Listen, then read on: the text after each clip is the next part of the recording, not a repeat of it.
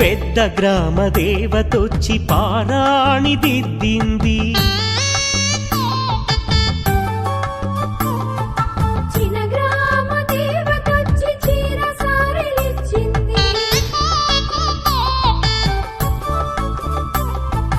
భూదేవి కదలి వచ్చి బాసికం కట్టింది. నెల పొడుపున చంద్రుడొచ్చి తిలకంగా మారాడు.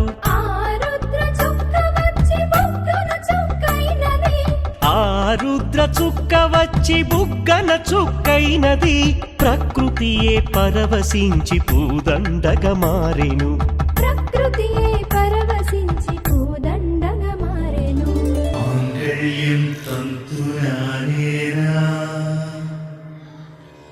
మమ జీవన హేతునా